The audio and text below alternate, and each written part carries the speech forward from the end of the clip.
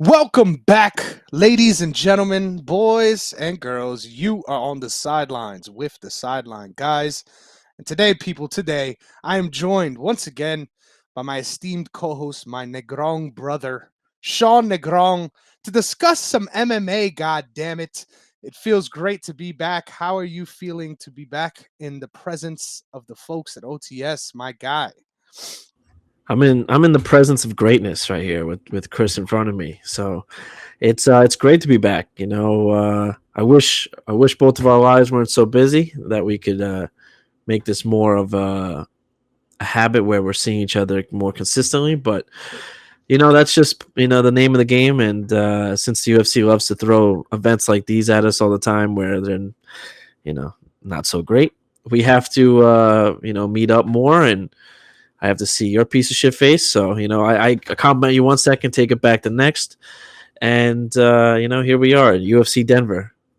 How about you, though? How are you? Yeah, I was about to say, from the presence of greatness, an absolute piece of shit. You love the timeline, right? There's a beautiful arc, and maybe that's exactly how the show will go. I'm pretty sure that's exactly how it'll go. Actually, honestly, I am living in the devil's asshole since Monday. It is fucking hot as hell. To the point that every day when I leave my house in the morning before the sun rises, I might add, I am dripping in fucking sweat in the morning.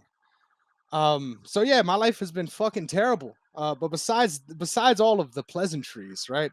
It feels amazing to once again be back, and then of course covering another UFC event as there's a high speed chase going on in the Bronx. Man, New York ain't stopping for no fucking body. But I couldn't be better. It's amazing to be alive, and once again, it's even better to be back. So excited to make sure that this tradition of ours continues to grow as strong as ever, and we are not looking back, ladies and gentlemen. It's time to look forward. God damn it! So, with that being said, we have a Apex. No, no, no. This should have been an Apex card. We have a fully crowded Denver card, which features in the main event Rose Namajunas going up against Tracy Cortez. But it's only right whenever we preview and break down these fight cards that we go bottom to top. With our first fight of the night in the welterweight division, we have Evan Elder going up against Darrius Flowers. And hey, I just got to say right off the top, right off the top, shout out to the last pay-per-view event we just had, the UFC numbered event. That's 303. Was an amazing card, and obviously we got a surprise fill-in with Dan Ige stepping in on hours' notice. God damn it, this is my John Anik performance right here, right? John Anik wasn't prepared to speak on Dan Ige. God damn it. I don't think Sean or I was prepared to speak about any of these human beings or half of this card, quite frankly. So we're going to effort our as best as we can, because obviously this one must have either just been announced within the last 5 minutes or has just been hidden from the public for whatever reason, whatever strategic reason that may be.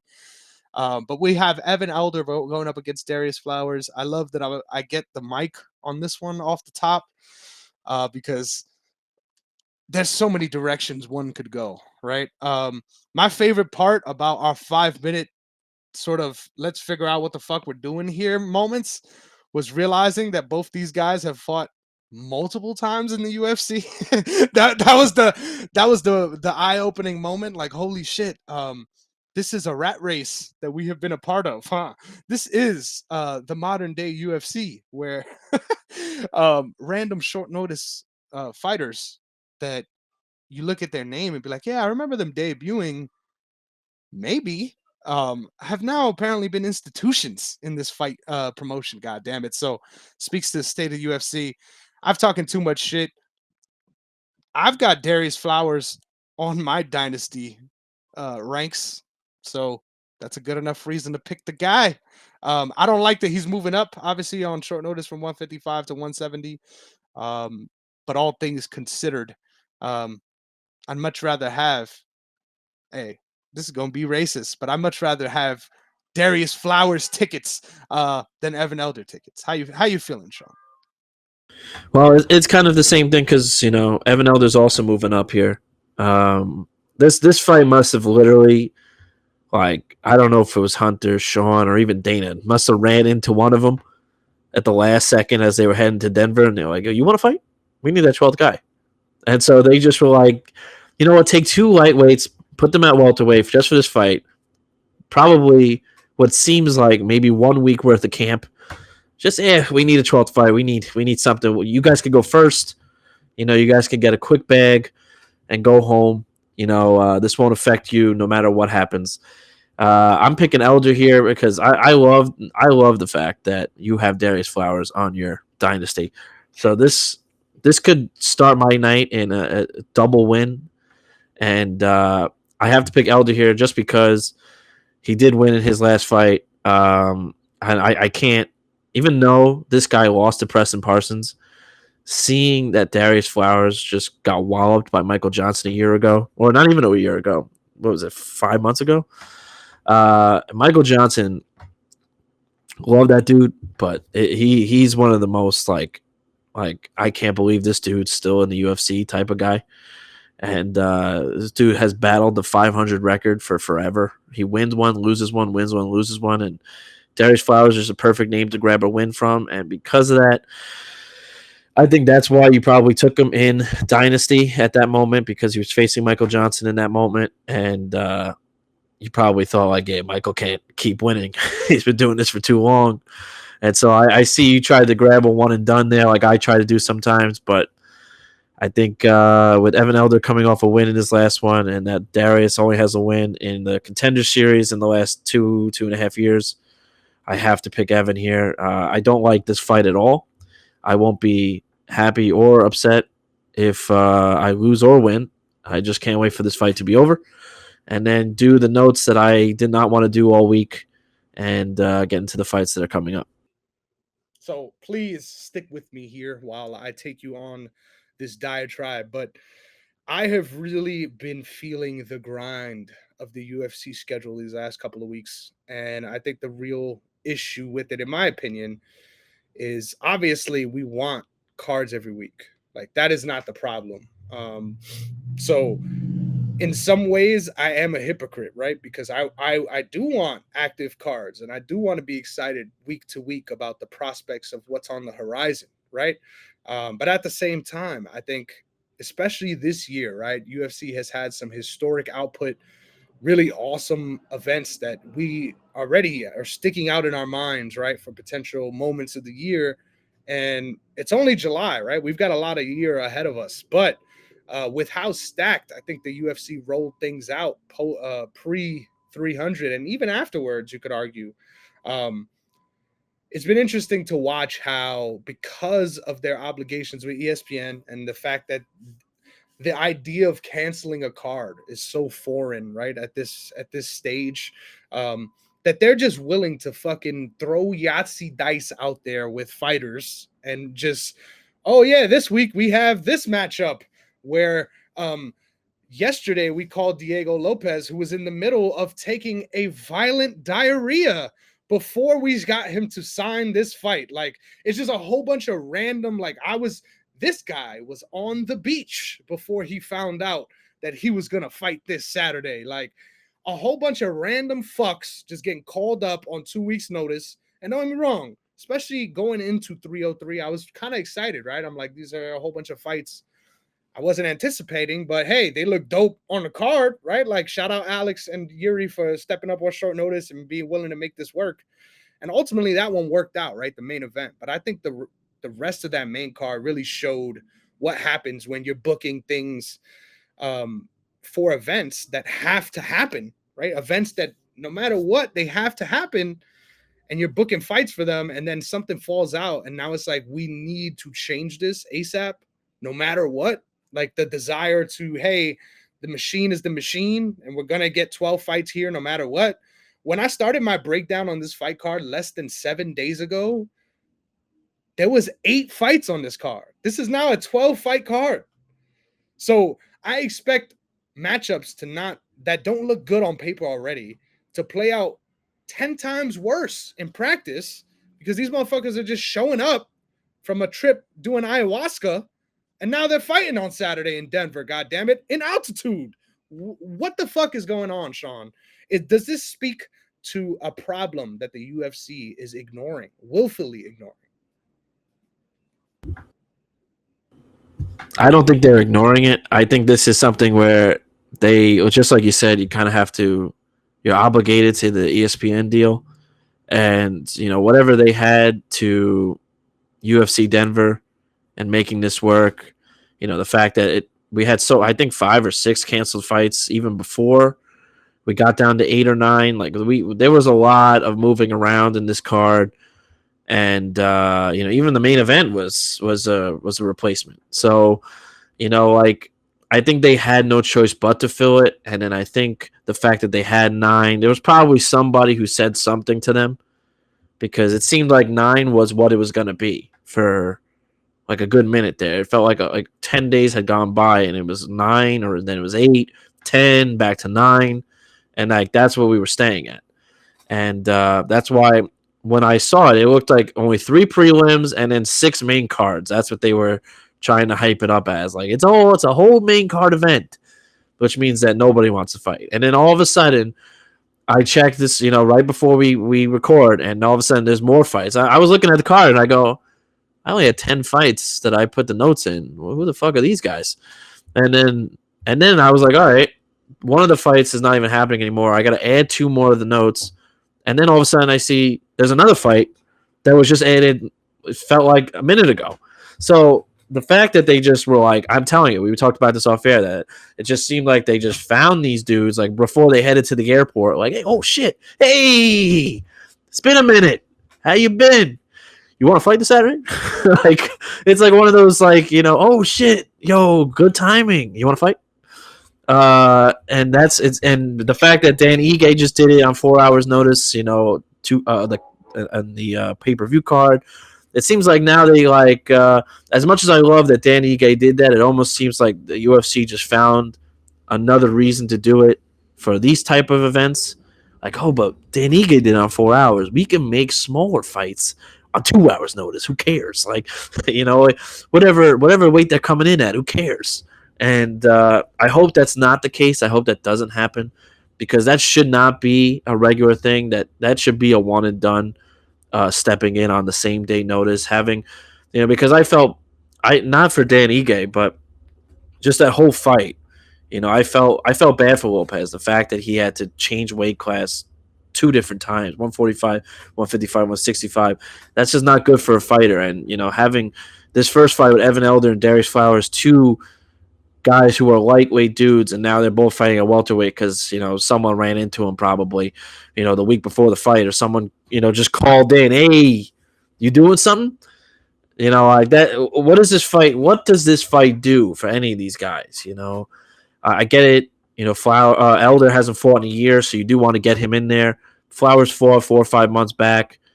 This doesn't do anything for anyone, especially like, this doesn't mean anything for, like they don't care about us, but like for you, it's got to suck more seeing Darrius Flowers on your dynasty, and now all of a sudden he's just thrown into the first fight at 170. Oh yeah, you're fighting this guy. You probably never heard of him, but he's heard of you, and good luck. And so it's just a bunch of bullshit. I hopefully, with this new TV deal that I think happens in 2025, wherever it is, ESPN or not, probably will be ESPN. I hope and pray that it's better than what this has been, because as much as I love fighting, I love seeing fights every Saturday. Seeing cards like this where you're finally leaving the Apex just to make it an Apex type card. It's great to hear the fans in the background, but if you're putting up these type of fights where 4 of these 12 fights are thrown in the last 8 to 9 days, that's not fights I'm looking forward to seeing, because no one's looking forward to seeing them. So I hope that does change. And it's not really official, the bout order, right? At this point, we could be just lying, right? But at this very moment, the co-main event is Santiago Ponzinibbio. We're not going to break that down right now, but I need to mention this, versus Muslim Salikhov, which is a fight that, if you just looked at that fight in a vacuum, right? And you imagine the world where this fight existed on a pay-per-view card, this is one of the first, if not the first fights of the night, right? Like this is not anything marquee and somehow we have an Argentinian man fighting a Russian man that trained most of his life in China, in Denver, in a co-main event slot. Hey, at least the main event has a fighter from Denver, right?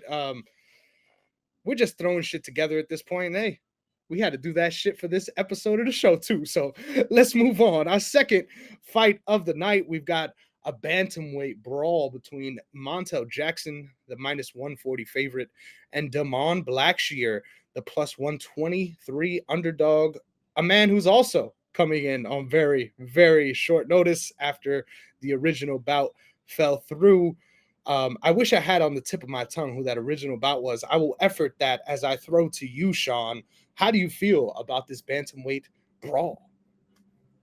Well, this is a tough one for me because like I personally wanted to pick Damon Blackshear here because I don't forget what Damon Blackshear did. I felt like it was August of last year or September, where after winning, he won in the Apex and then turned it around to fight, and then fight Christian Rodriguez, I believe it was, if I remember that correctly. Like Mario a week. Batista.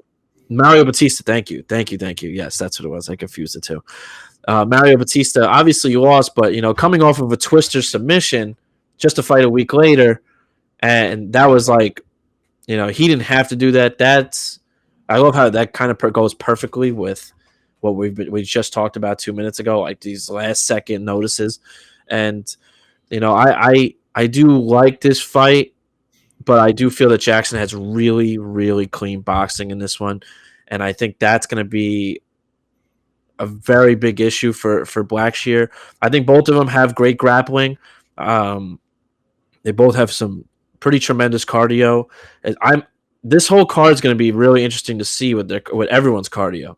If you're not from the Denver area or from high altitude area, you're going to have a really serious issue coming your way.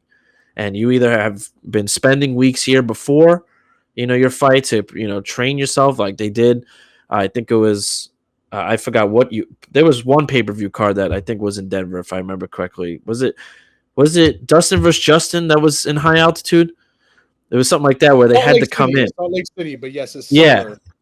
Yes. But it was one of those where, you have to sit in that area environment and train for at least 3 to 4 weeks to get yourself ready for a fight at this high of altitude. So Denver's no joke here. You're a mile high in the sky. And for that, I think Montel's boxing is really going to be an issue to the point where it could be rough for Blackshear to stand and be able to parry one of those 1-2 throws that Jackson throws all the time. And I think by the second round, it could be a little bit of a situation for Blackshear. And I'm a huge fan of him, so I hate to choose against him here. But I think Montel Jackson his boxing is going to be a serious issue. They both can grapple great, but if there's distance, I think Jackson takes it, and I can absolutely see a finish. And so I'm going to pick Jackson.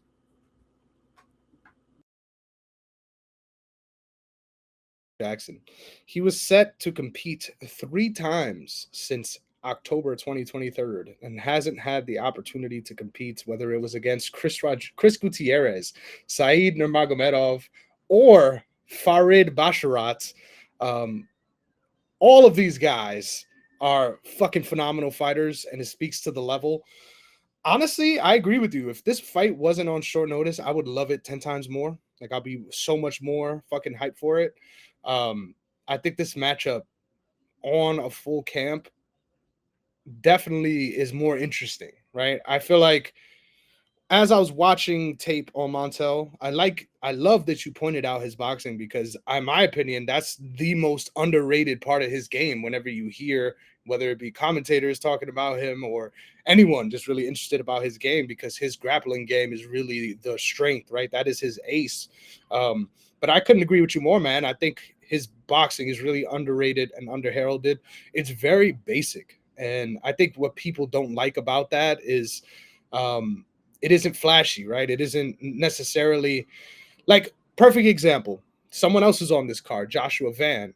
His striking is also very, very basic, But both of these guys are very dynamic with their ability to use these basic techniques in effective ways, right? And when you're dealing with someone that has effective striking, obviously not to the level speed technique wise as Joshua Van, but for his frame and length, he uses his tools to his advantage while also having this ace in the hole that he's able to fall back on if things get dicey. Like having that, in my opinion, being well rounded, especially in today's UFC, means so much. But it also, interestingly, changes the way I look at some matchups against specialists. Right here, in my opinion, this fight, given the short notice nature of it, I think the Blackshear is going to be probably looking to strike out there. And I think that's a tough spot to be in against someone like Montel Jackson, because yes, you want to have the ability to land that shot. But at the same time, if you want to be striking with Montel Jackson already, that means that you already, in addition to not wanting to deal with his grappling, you don't want to be in those phases even more. And when you find someone who has a full camp and you don't, to me, it just makes all the sense in the world for Montel Jackson to go out there and rely on what he probably intended to do against Farid Basharat and use his goddamn wrestling advantages. So watch for Montel Jackson, in my opinion, to have a real complete performance. I sadly feel like we might be in a space where next week we watch the fight and Blackshear had some big moments, and it makes us kind of not feel as high on the win as we should about Montel Jackson because of the nature of this fight in general. But this guy is a phenomenal prospect to watch at bantamweight, and I can't wait to see what's gonna become of his career, man. Because I feel like I've been waiting once again for him to get an opportunity against someone that is top tier in this weight class for quite some time now, and this isn't that necessarily as far as the names I mentioned earlier. But I have a lot of respect for Damon Blackshear's game as well. So, like I said, excited for this fight both ways, but I'm going with Montel Jackson. Next up, we've got one Andre Petrovski. Rest in peace to Andre Arlovsky, who just finished his UFC career. Going up against Josh Fremd, who is minus 110 versus the return minus 105 for Andre Petrovski. This fight was fucking tough, man. This was tougher than I thought it would be in all ways. When watching the tape, I'm like, damn. Like I thought coming into it, honestly, I was like, if I was to give it a line right now, probably got Petrovski minus 180. Right? I'm feeling strong about that. And then I watched the fucking tape and I'm like, damn, Josh Fremd about to beat this dude's ass. Like, quite literally, Josh Fremd is about to beat this dude's ass. I thought that Petrovski would definitely have the higher ceiling of the two when I was looking at them as prospects, right, coming into the UFC. Hasn't necessarily, I mean, you could argue it's played out that way as well, just based on their UFC careers. I think Josh Fremd definitely sort of stumbled out of the gate, but I've really liked what I've seen from his game more recently than I have in his debuting fights. The biggest difference for me in this fight is who you gonna trust when you're fighting in the motherfucking sky. And at the end of the day here, that was the biggest issue for me. I think both of these guys, skill wise, will not surprise me if they were able to use their game and win here. If Andre Petrovski is able to effectively use his wrestling and end up getting a submission on the ground, that sounds about right. If Josh Fremd locks up a guillotine as he's shooting, as Petrovski's shooting, that sounds about right. If Josh Fremd knocks him out, I can see it happening. Like that, honestly, that's just how this fight is. And when you got someone that's just lankier and, in my opinion, more durable, you gotta lean that way, right? In a game where there is 1,000 ways to die, god damn it, I'm going with the guy that I think at least has a little bit more survivability out there. So give me Josh Fremd. Yeah, every part of me wants to pick Josh here, but because I have Andre on Dynasty, this was tough. I'm picking Andre to win here. It's close, and what you said is exactly what my issue is. My biggest thing about this fight is the cardio. Is what Andre Petrovski will look like in round 3 because uh, when I think of Petrovski, I think a lot about that Mearshar fight and how gassed he looked when it came to that third round. Like he won the first round, the second round was pretty close, and then the third round he was in pure survival mode, couldn't even get the arms up. Big upper body guy. Um, that's why I picked him in Dynasty the first time around, but it has just not worked out for me ever since I picked him. I did get the one win against Mearshar, like I said, but since then he's just kind of his seal. He just hasn't hit what I think anybody really expected from him, um, and so it's a little bit disappointing. But I feel like this is like a big test for him here. I think you know you got to know you're in Denver for this one. You got to know that your cardio is probably your biggest weakness when it comes to that later rounds of the fights. Later, the more you go down these fights, and this one feels like their striking is very similar or very even here. That's what I'm not worried about. Petrovski's wrestling is what I feel gives him the upper advantage here. But if he's unable to get that sub in the first or second round, I think he will be extremely gassed coming into that third round from everything I've seen these last 3-4 fights with him here. And I think that's where Josh could easily pick him apart. And we could see another one where Petrovski is just clearly surviving. And if Josh, sticks around and keeps that first round close, I could see Josh taking this one. But I'd like to think that Petrovski knows his back's against the wall on this one. You could say the same thing for Josh, I guess. But I think, being a high-level prospect that Andre was, losing 2 in a row, surviving his last win barely, he's got to know that people can see the holes in his game. They gave him a big test here, I think, on purpose to put him in Denver. I think they really want to see, can he last in high altitude? Can his cardio make it 15 minutes? And I think he knows that he's going to have to fight now 15 full minutes. Not 11 and then, survive the last 4.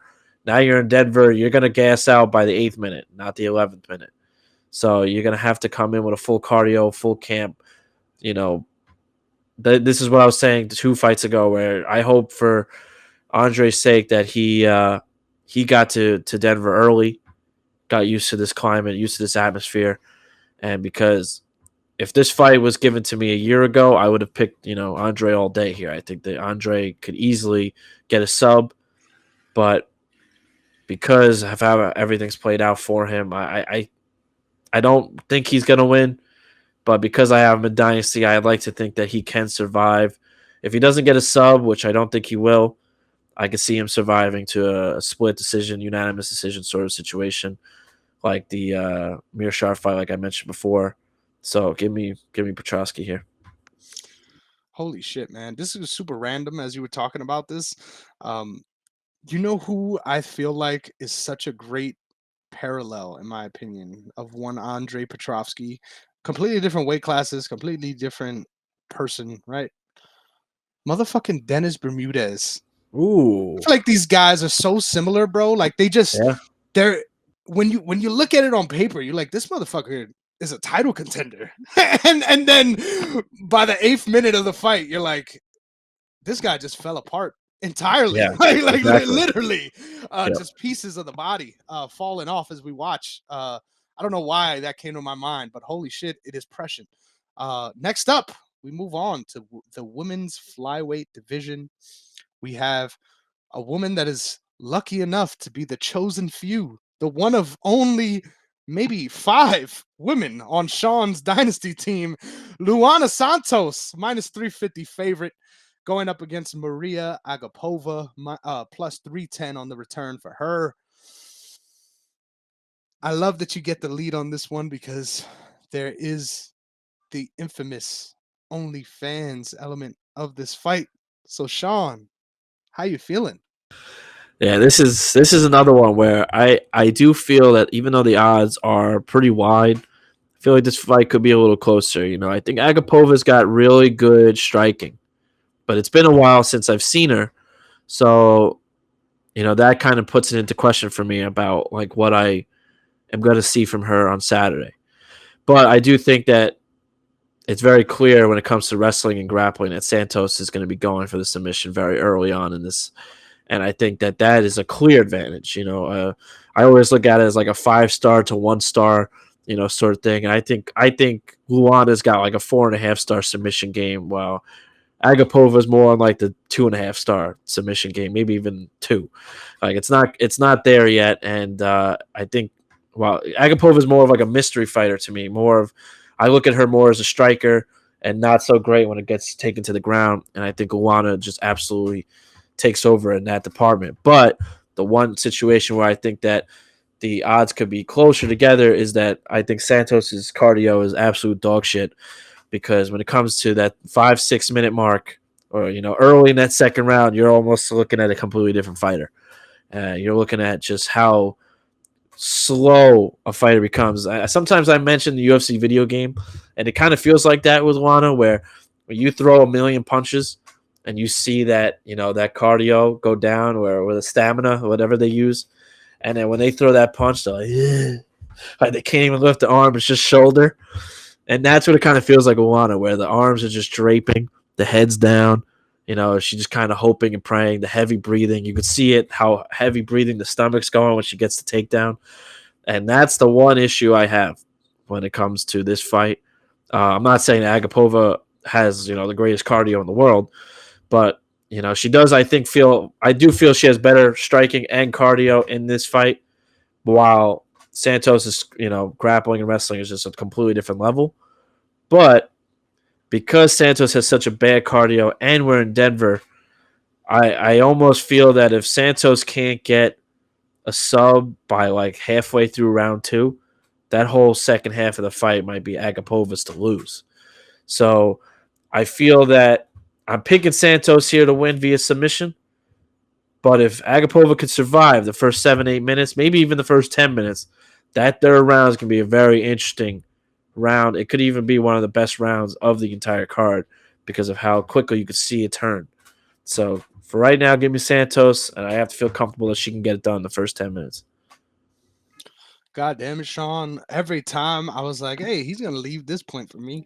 Motherfuckers just hitting dingers out there, baby. Just fucking making up for the poor excuse of this Yankees rotation that we've been seeing. You got to Don't get talk these about hits that, man. Don't somehow. talk about You got to get our hits somehow, baby. And God damn it, this guy is just fucking killing it right now. The first and foremost thing about this fight for me was that the odds are incorrect. I agree that Luana Santos should be the favorite, but this should be a minus 150 fight. I think because of the length of how long Agapova has been out, and also the quality of her losses in that time, right? It makes you kind of feel like, this ain't looking too good, boys. But ultimately, what I like about the dynamic of this matchup is I agree. Mariya Agapova is someone that is much less. I hope this is the appropriate word. Tame of a fighter. She's going out there to fuck bitches up, and she does that, bro. Like she really does that. And regardless of her lack of technical prowess when it comes to the grappling exchanges, her strength is something to behold. And I feel like it kind of gets her in trouble sometimes because she knows she's that strong. So she's willing to kind of muscle through things. And then she ends up in fucked up positions because of it. Um, I think that's what makes this fight interesting. Like Agapova has go for days. Like she has go for days. And just like you said, man, Luana Santos is someone who looks super fucking impressive. Like goddamn, that fight against Juliana Miller. We know how bad Juliana Miller's striking is, but goddamn, that was a really fucking one-sided ass whooping that we watched there. And I genuinely feel that if Luana Santos comes out and tries to replicate that last performance, she's gonna get knocked out in the second round. Like it's not gonna be the first round. Like that first round is gonna be fire, but then by the time the second round comes around, there's gonna be nothing else left. So this is really a IQ match for me, right? Like you're this big of a favorite, motherfucker. Go out there and play to your advantages. Like you have to. Like this is not let's fuck around and show some skills out here at altitude. No, like make sure you put yourself in the positions that Agapova has shown herself to be weak, and you probably will win this fight. But the margin of error is so thin. I want to go Agapova, but between how shaky she looked in her losses and the layoff, like we could be seeing a completely different fucking fighter, to be honest. Like we could, in a good way or a terrible way. And nowadays, unfortunately, after getting bit a lot on betting on potential this fucking year, um, I'm going with Luana Santos to do what she's supposed to do. God damn it.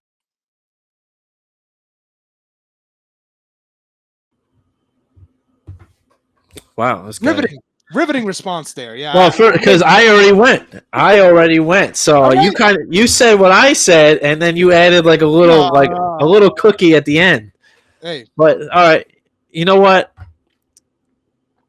You said what I said, but you know what? I would like to give a nice shout to myself here.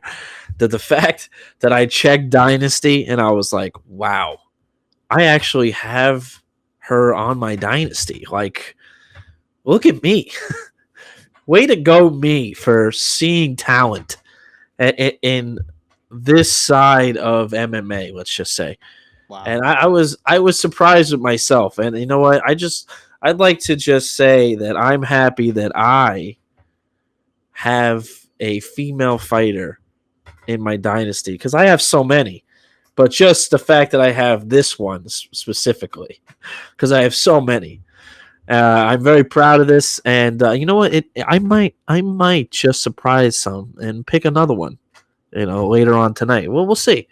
But I don't want to get ahead of myself. But you know, there's definitely a possibility. Wow, that's interesting. I wonder who that might be.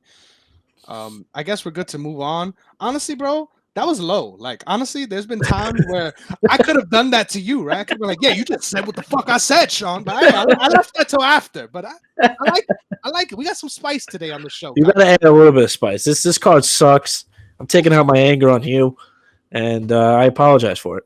Yeah, just like my father. Next up, we've got Joshua Van going up against Charles Johnson. If you ask me, motherfuckers, this is my main event. This fight right here, peak, baby. Peak. Shout out to flyweight. Wait, what the fuck is going on here, Sean? Do you Hey, What? I was saying that was funny. All right. su trabajo, coño. Where the fuck is the title? Joshua Van, brother. All right. First of all, Yes. Okay. Bang. So, I'm so excited for this fight because obviously I'm on the van, cocksuckers. This is my dynasty guy. Love his game. Shocked and surprised by how fast he is every time I watch him fight. Did honestly one of the best breakdowns prior to his last fight that came out very almost accurately to what I was predicting. So I'm loving the way I'm feeling about the trajectory of one Josh Fan, right? And then you bring into the mix one of my other favorite fighters in this division, right? Someone else who I would argue if this fight was to the death, we already know who's going to win. Like there's no question in my mind that Charles Johnson would win this fight if it was to the death, because if he had the opportunity to fight any of his opponents for 5 rounds, I think he's coming out with a fucking W, regardless of how rough some of those early rounds might look. That's what makes this fight phenomenal to me. Like, I think Joshua Van could come out there and really piece up Charles Johnson early and just ride that momentum and look like a fucking minus 500 favorite. Like, I genuinely think that could happen. And that's what I'm leaning towards happening. I'm going to be picking Joshua Van here.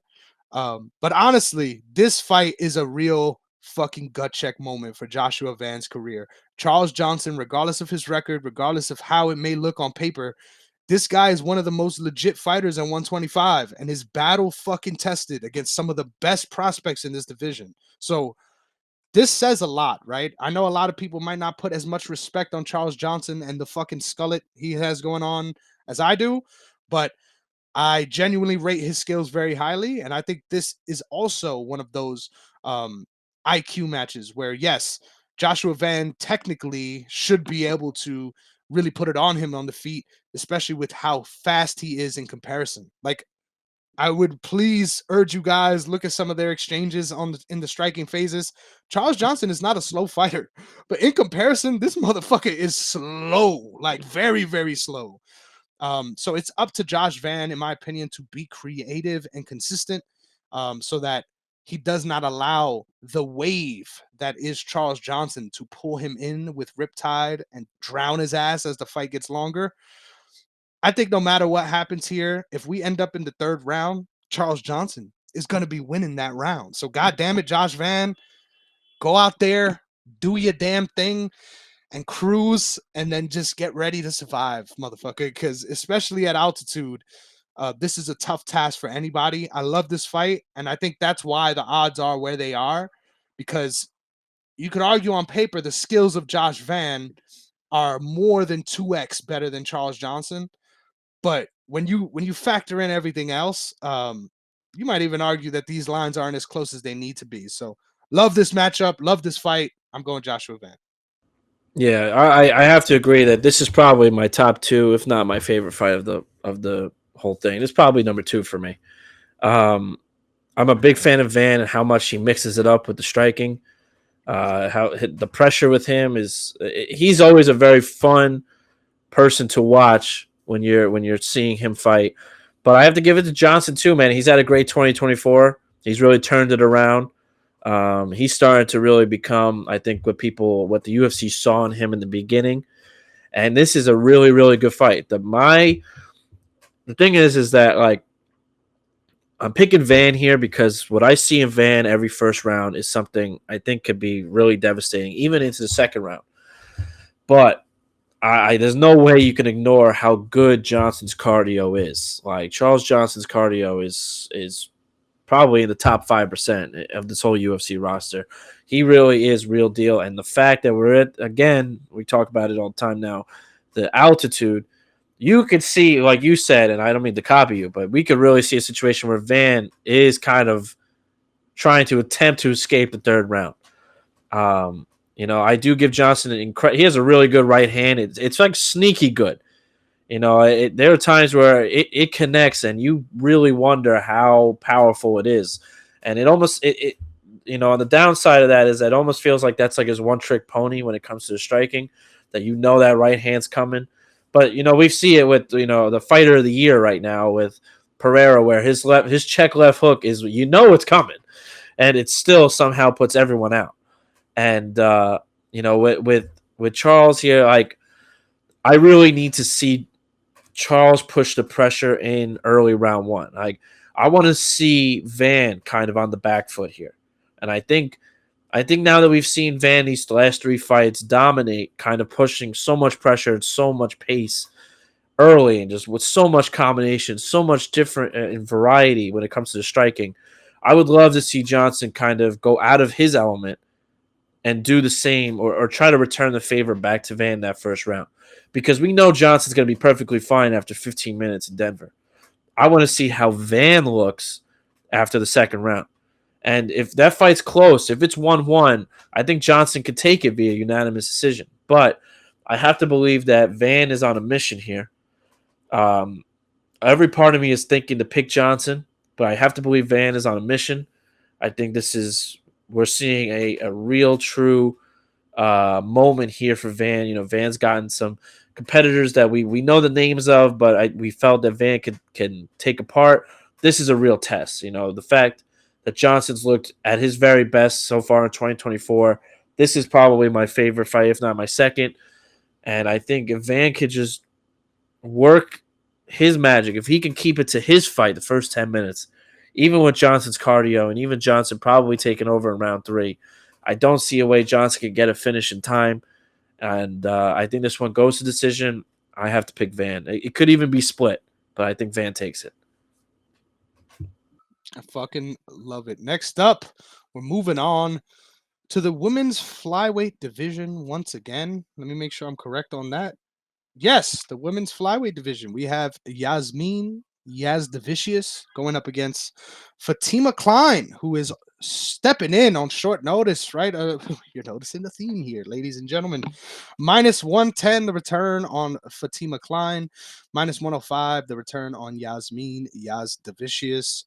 Um, man, short notice fights are tough on fucking in altitude, bro. This is the sky, baby. This is the fucking sky, ladies and gentlemen. But another women's fight that Sean gets to take the lead on. Are you okay? Can we start there and then No, please? no, I'm not okay. Uh, this is a tough one, man. I'm not gonna lie.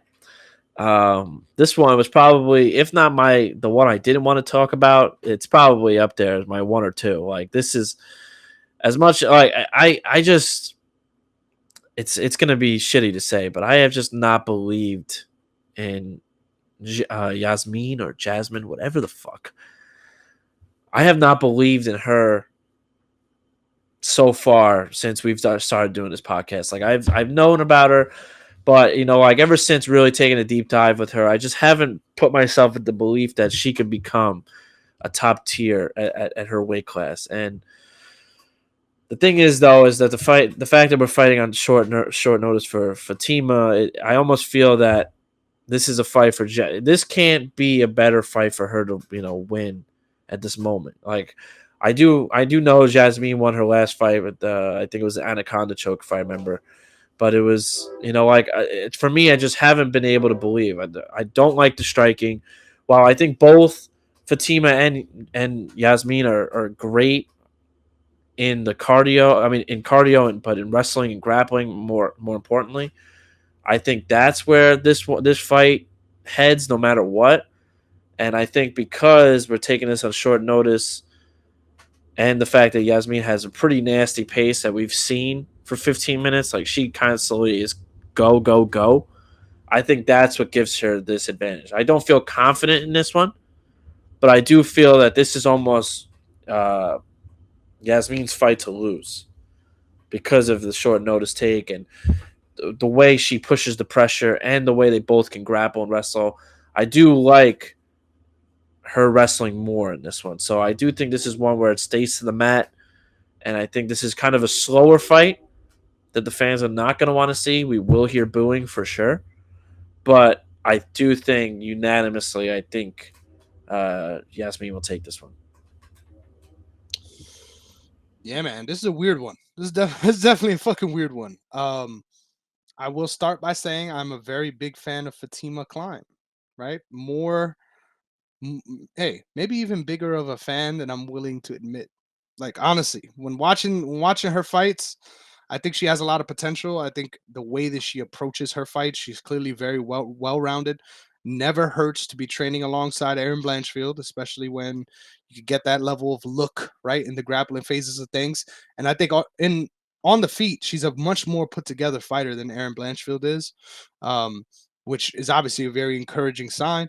I like how fast she is and assertive she is, like especially on the feet. She's a little rote as far as the things she does on the feet, right? Is a little bit repetitive, but at the same time, um, I think she's a lot more assertive with those strikes and putting on her sort of game. But what frustrates me about her game in this matchup is I feel like she is someone who might get herself into a little bit of trouble here just because she's so used to mixing things up compared to fighting only in the striking. Like I feel like if she were to go out there and focus solely on the striking, um, it will definitely be 100% like a favorable fight for her, regardless of coming in a short notice, etc. It entirely swings into her favor. But what's frustrating to me as someone who wants to believe in someone on short notice, right, is that I agree with that point you made, man. When it comes down to the grappling, I feel like Jasmine Jasudavicius is just a much sturdier athlete. And I think when you consider that and short notice as well, and not having the time to prepare for that, really does make you lean towards Yasmin. Hashtag bars. But I'm definitely gonna say right off top here, um, I want Kline on my dynasty team. God damn it. I think there's a big chance she wins this, especially like there's not. Hey, fucking Jasmine is a vet at this point in her UFC career, regardless of if her losses might not look the best. Um, but I'm telling you right now, bro. I'm telling you right now, Jasmine Jasudavicius is getting better, despite being someone that looks a little janky, right? Looks a little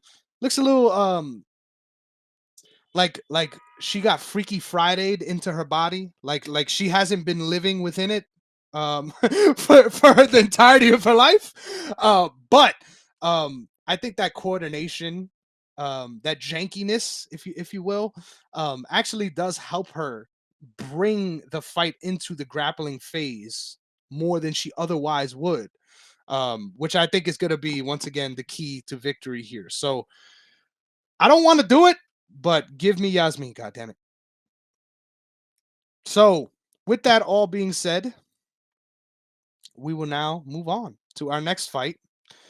We have Abdul Razak Alhassan minus 163 going up against one Cody motherfucking Brundage. So, this is another fight where the dynamic seems just so very clear in my mind, right? Like, I'm a big fan.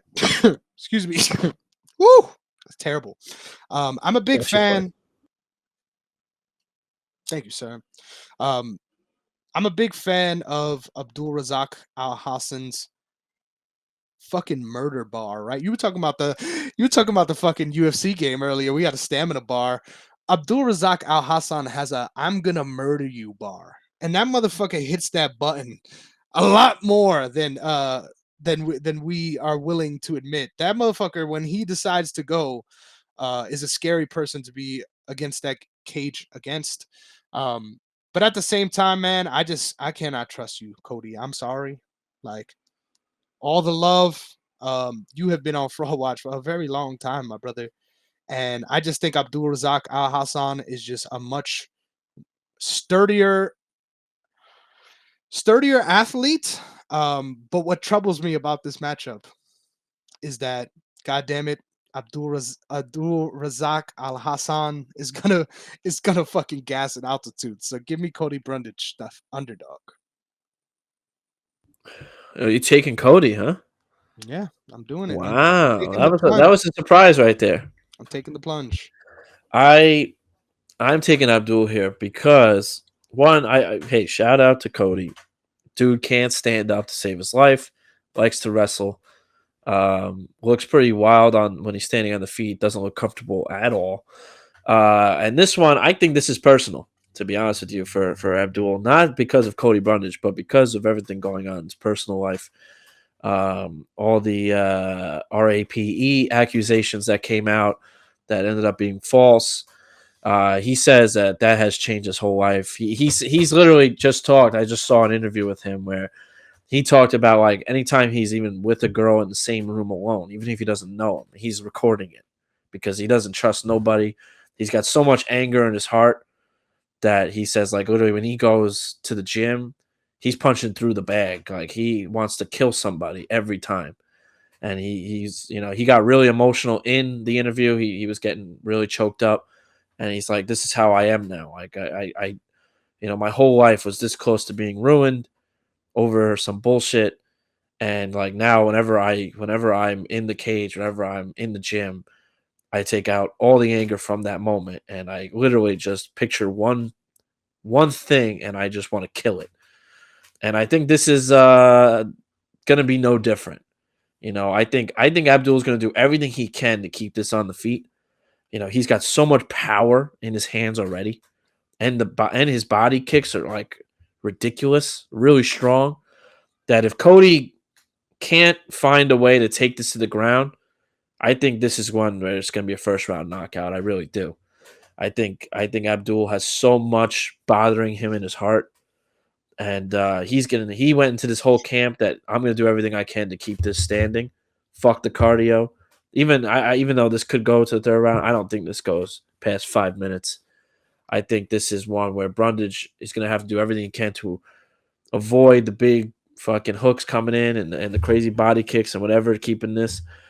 Um, But if Cody can't take this to the ground, this is 100% Abdul's to lose, and I think this one can end pretty nasty. So I think Abdul takes his first round knockout. But like I said, if Brundage can find a way to take this to the ground, then I think because Alhassan is not that great with takedown defense, this could be Cody's. We know we just saw him fight Bo Nickel not too long ago, and actually held up his own. People were like surprised to see a wrestler fight a wrestler. Amazing. Um, but that's literally what it is. It's two completely opposites here. But I have to think that Abdul has so much going on that he's going to make sure that this ends within 5 minutes. I love this anecdote you just gave me because honestly, I completely forgot about that storyline. Like that was the furthest thing from my mind. So when I finish up, I definitely am gonna ask you a question about this. So we're not moving on just yet. But I think the first thing I want to say is, um, I love that you are convicted for those reasons because as you explained it, um, I just couldn't help but think that I had to ask you this fucking question. So everything about what you said, I love how that translates, right? Um, how you expect it to translate. Um, but I entirely feel the opposite of what you feel as far as that being an exciting thing to look forward to out of a fighter. Because yes, you have a reason to want to cave somebody's head in. But god damn it, that's what you're going out there to do anyway. And I think when you're wanting to do something like that, time like X5 against someone that it's so clear that what they want to do is take your ass down. I just feel like that's going to be adding even more openings for Cody Brundage to exploit than anything. So that's scary. Don't get me wrong. Like I said, when that motherfucker hits the nitrous, like you got problems, bro. So I'm not confident about this fight at all. Like this is just a gut pick for sure. Like I feel something in this one. Um, won't be surprised if Abdul just smokes him, and I would probably will be happy for him, right? Hearing all the things, of course, if that is the truth, right? At the end of the day, we never really know. But I think it's important to say that regardless of us not being able to speak on what the truth is, the question I wanted to ask you is, um, as an organization, right? You as the UFC, they have entirely went the route always with their athletes that whenever anything regarding DV or anything happens, they're not really making a stance publicly about it. Like recently, especially, right? The Cedric Dumas of the world, right? These are there's a lot of different allegations and things going on that aren't necessarily brought to the forefront or a part of the narrative at all, right? I think with something like this, obviously you're not going to want to put this out there, right? As a promotion, you're never going to want to make this a part of his story or his fight story, right? But it already is. So for me, my question to you is, how as a promoter do you handle a situation like this? Because yes, now we see that he got his redemption, right, in the court of law. If that's the case, I'm not informed at all, so I have no clue. But if it's the case that he is absolved of this, then obviously the UFC made the right move of standing by him through this. But at the same time, it's like, did they really stand by him by not saying anything this entire time? No. Like, if he would have got convicted, I think he just gets cut and disappears, brother. Like, there's no, there's no talk of rhyme or reason. So my question to you is, how do you feel if you were the Dana White of the world that you would approach a situation like this with an athlete? And do you feel that there should have been um, something done in either direction? I actually really like exactly what they did because I think they don't make anything public, and I think that's what I enjoy is that they probably do their own internal investigation once all this shit comes out or it's on social media, and someone makes them aware of it. They don't have that a social media guy going and tweeting out, "We are aware of the situation. We are looking deeply into it," and blah blah blah blah blah. Like, fuck that. Like, because at that point, then you're giving the public, you're giving people who don't know anything an opinion about what you just said. So now you have to appease everybody that you just told. Like you're doing it to save face. Fuck saving face. It shouldn't be about that. If you find something that it's like, okay, let's just not, then we could come out and cut you, and then we'll let the media and do their own, whatever they want to say. And I like that they do that because we've seen so many situations where just like that, where apparently, like I said, I don't know what actually happened, but apparently the accusation came out of RAPE. Turned out that it was a lie, and now he's got to live with the fact that whenever his name comes up, that false accusation is around his name. We've seen that with around sports so much over these last 4 or 5 years, and that people don't get their life back from it because that organization or that whatever they work for, MLB, NFL, whatever it is, will take it public and be like, oh, we're learning about the investigation. Or you'll get it even from random jobs. The second they hear about it, you're fired. Sorry, we can't. Until we can close the matter, you can't be part of the company. And then even if they're, you know, fine and everything works out for them, yeah, we can't take you back. It'd just be a bad look with, your name, with everything it's tied to now. That's why I love what the UFC does. They're on top of it. They're definitely on top of it. They just don't say shit. They just, okay, let's handle this privately. We got people that can look into this matter as well. And until we know more, we're gonna kind of not sideline you, but we're gonna kind of let you have a little bit of a longer camp, or push your fight back a couple months, whatever. Let's try to figure out more within the next month or two, and then we'll get you going. And I like that they do that. And I do think that certain moments that certain fighters that have come in that have been proven to be a bad person, I feel like that's a little bit of a worse look.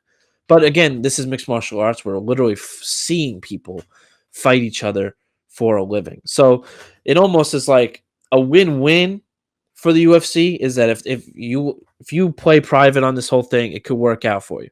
If it doesn't work out for you, you could kind of slowly and secretly kind of cut them, or just push their contract to, oh, we offered him, 4 fights a year. Oh, he turned them down. You can make it work. We've seen it with Nate. We've seen it with Ngannou. We've seen ways that they've moved around the contract. And, smaller guys like Abdul, it's possible. So I like what they do. The Greg Hardys of the world, not a big fan of. But at the same time, you can enjoy it as a fan because when you see him get his fucking head knocked in, you're like, good, fuck him, because he deserved it. Like whatever his situation was, with throwing his girlfriend into a couch full of guns and beating her up, or whatever that case was. Then you can enjoy it on that side of the coin. So I do like the way UFC has gone about it. It's a pretty surprising thing because of how this world works, and how, like the second anything pops up, we're like immediately to go to the cancel culture, fucking losers of the world. So like it is good to see the UFC handle this way. I wish they would do that more with all the other major sports, but I think they cave so much to the public opinion that it just ruins someone's life so quickly. And I'm not advocating for other people out there. I'm not. People will hear this and be like, "Oh, he's a Trevor Bauer guy." Like, I'm not saying I'm a Trevor Bauer guy. I'm just saying if everything has turned out to the way we're looking at it now, where it actually seems like it was not real or false, Trevor Bauer's career is over. He's going to be playing in Mexico for the next 2 years. No one will ever give him a shot, and his life is over. Like, he went from Cy Young to nothing. And just because nobody liked him in the dugout, no one liked him in the clubhouse, and no one was really his friend except for Mike Clevenger. Like, it's all of it's over. And now you got a situation here in MMA. So to wrap it all up, I do like what the UFC has done. I'm not saying I'm a fan of either or. I just like this situation where they are handling it, but it's private. Fucking phenomenal, right? We don't want to turn this into the first 48 FC, right? We don't want to sit here and make this a Crime Stopper show. But I couldn't agree with you more, man. I think I don't necessarily always agree with the way they handle things.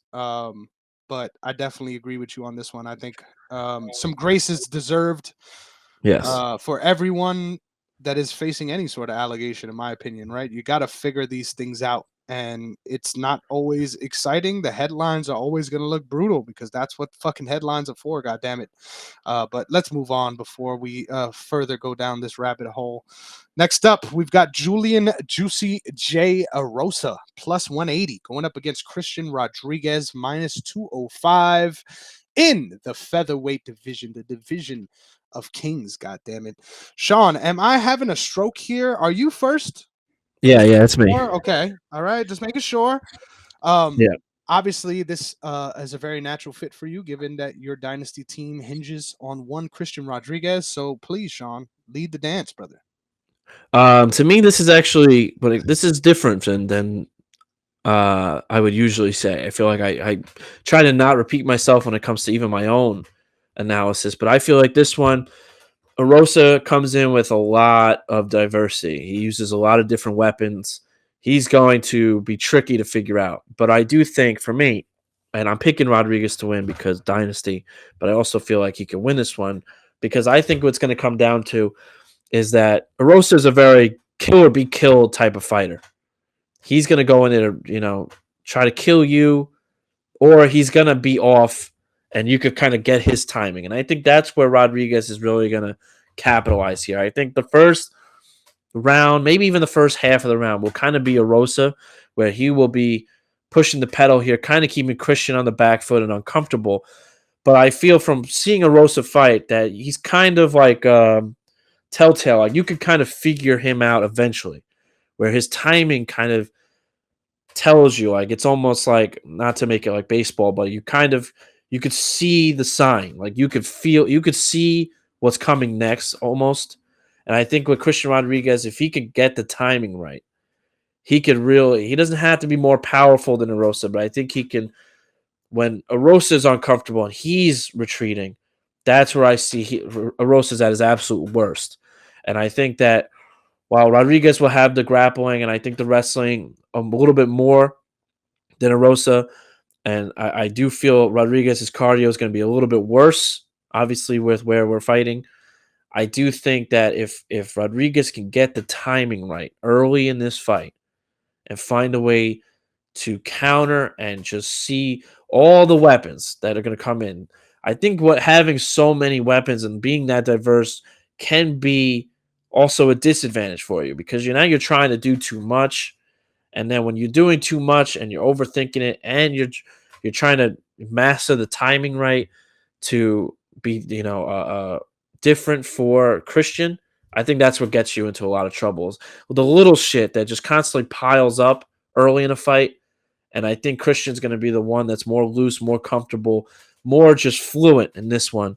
And I think that's going to be.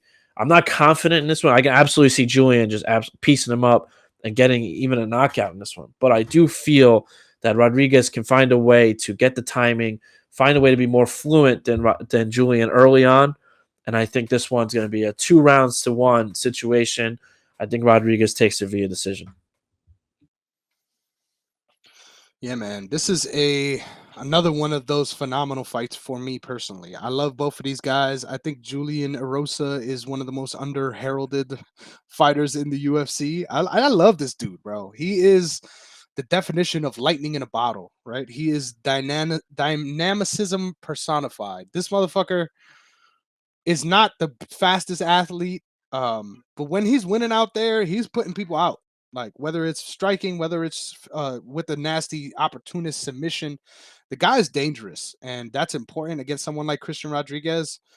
I think Christian Rodriguez is just such a fucking well put together, solid fighter, man. Like I cannot stress to you guys how hard it is to be a solid all-terrain fighter at any weight class, but fighting before at 135 and now settling in at 145.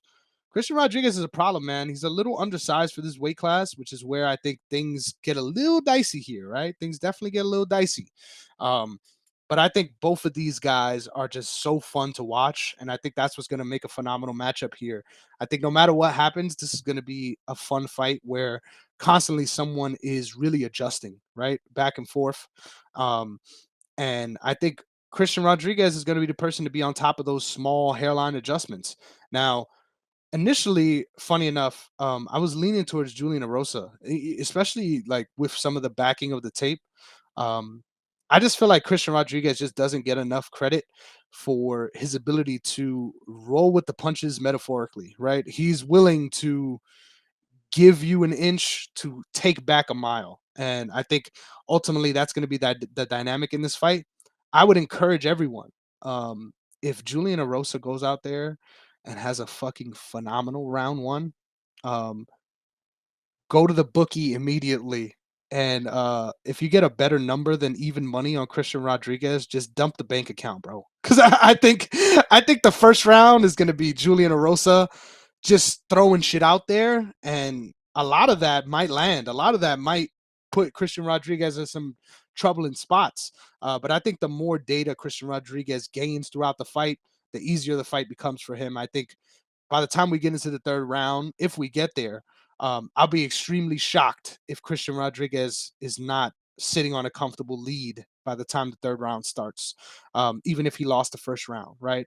Like, I think he'll be able to make up enough ground like that with those adjustments. So, I know I haven't really been going into the technique aspect of things too much, but I think when it comes to looking at fighters and considering what it takes to make a good fighter, I just love that both of these guys get to the same place, right, of being a great fighter with two completely different styles and approaches. Like this is what I love about MMA and sports in general, but MMA specifically, like their styles complement each other beautifully because in each phase, not only are they willing to compete entirely in that phase and rely on their skills there, but they also have their own unique style of grappling, which is going to make a complementary fight here. I love Christian Rodriguez's wrestling style versus the scrambling submission catch style of Erosa. It's going to be a lot of really cool scrambles. I hope we get to see a lot of grappling exchanges there. But I just think ultimately the key for Christian is control, God damn it. And we'll move on. Next up, we've got Gabriel Bonfim versus Ange Loosa. Bonfim, a huge favorite, minus 300, up against the plus 200 for Ange Loosa. Now, I'm going to be transparent right off the top, man. Um, I'm high on the Bonfim brothers, right? A lot of people jumped off the bandwagon as soon as they got a chance, God damn it. I'm high on both these guys, right? But I'm also very high on Ange Loosa. I think I love him working with Killcliff and what it's done for him in his career. This guy, there's nothing I find more rewarding than watching a fighter develop into someone, right? And I think if there's anyone, and I swear to God, this is not racist, I promise you guys, but if there's anyone that can take a fighter like Kamaru Usman and develop him, and take a fighter with similar athletic prowess in Ange Loosa and develop him, it's that gym. Now, obviously, different styles, different key emphases in their game plans, right? Very important to mention that. But I think ultimately, I've loved the gains I've seen in Ange Loosa's fighting style, and particularly his willingness to just not participate in shit that's not going to serve him. Like a lot of the times before, it kind of felt like, okay, I have to survive here, so I'm forced to engage with you in this grappling scenario. Now it's very much so we are disengaging. We are doing this. Like a lot of his decision making in fights has become a lot more on point and quick, which I've loved to see. Like I probably weren't expecting me to go on a fucking rant about the improvements of one Ange Loosa. Just gonna say that. Obviously, he didn't look too great in his last fight against Brian Battle, so I think that's important to mention. I think that's a fight that could have continued and should have continued, and I think that is what makes me feel uneasy about this. Right, when we're talking about potential and outlook, I think ultimately I think Losa has a lot more ground to gain for what his name carries than Gabriel Bonfim does. Um, but at the same time, I just think this is a terrible matchup for Ange Loosa.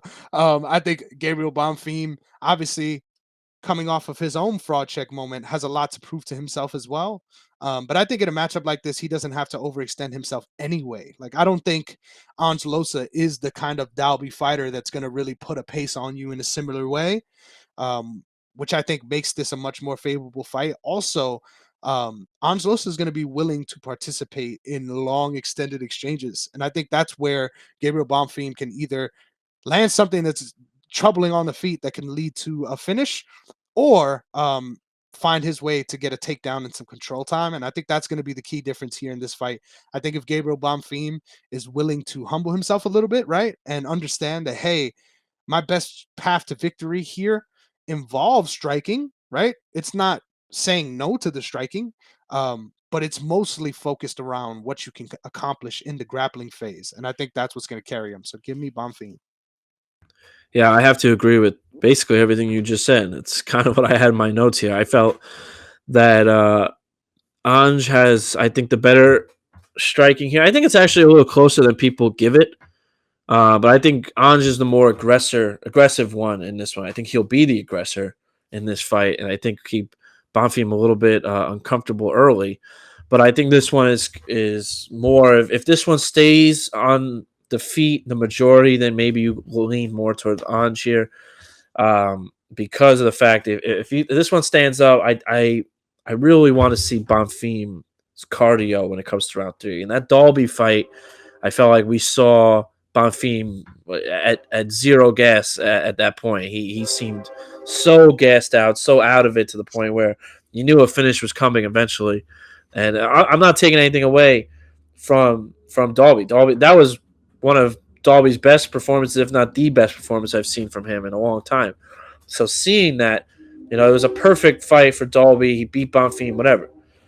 I do think in this one, if Bonfim could find a way to, like you said, connect early as standing up, or even find a way to just take this to the ground, I think that's where this would be Bonfim's fight to lose. And I want to say Bonfim via submission, probably in round two, but I could absolutely see this one going to the distance, and being a lot, like you just said, which kind of sucks, but being a lot of just control time and winning via points. And but like I said, I want to see round three.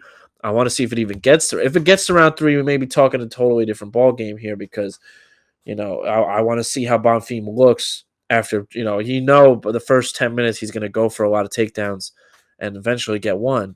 I want to see how he looks going into round three and how Loosa looks going into round three, and see if the tide really changes. So I think Bonfim via submission, but I can absolutely see it going the other way. I fucking love it. Next up, we've got the most handsome man on the UFC roster, Drew Dober, minus 107 with the chin, the fucking crimson chin, I might add, going up against. Wait, this is a dynasty head to head. I can't just fucking. That's I right. can't just go over that part of it, right? I obviously am the man that drafted Drew Dober, given my affinity for him. You are the one who drafted John Silva, and it's been looking fucking phenomenal for you, right? Just taking short notice fights and coming out on top of them as well.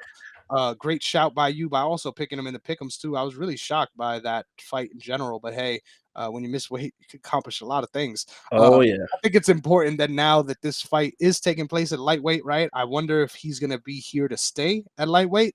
I think he is a little small, but definitely has the go to fight in this division. I think that's important. Um, this fight came together very last minute, right? Once again, we see a theme here. Um, I'm sorry, man. John Silva is a beast. Like, this guy's a fucking tank, dude. Like, he is a fucking tank. And what scares me about this matchup is obviously Drew Dober is willing to engage entirely in all of this. He wants all the smoke. There's not going to be a world where Drew Dober is like, you know what? I got to take this dude down. Like, that's not happening, bro. Someone here, in my opinion, is going to get knocked out. And I just have to feel at this point of their careers, man, it's time for John Silva to get a prospect loss. God damn it. I think Drew Dober, wow, I might be falling into a trap right now. I just think ultimately he's a much more put together fighter, much more patient fighter, and I think that's what's gonna give him the edge here. I think John Silva is very smart. Don't get me wrong, right? Fighting nerds. How could you not be? He knows how to utilize his skills, and that's very important. Um, but I think Drew Dober is someone that doesn't get enough credit for his status in this division. Someone that you can look at alongside Derek Lewis as far as the kind of career they put forth in their division, which is kind of crazy to think about, right? Like a lot of people don't think of Derek Lewis as a great heavyweight contender, right? But whenever you think of the heavyweight division, Derek Lewis has a higher status than you would think Drew Dober does, right? As far as being close to a title.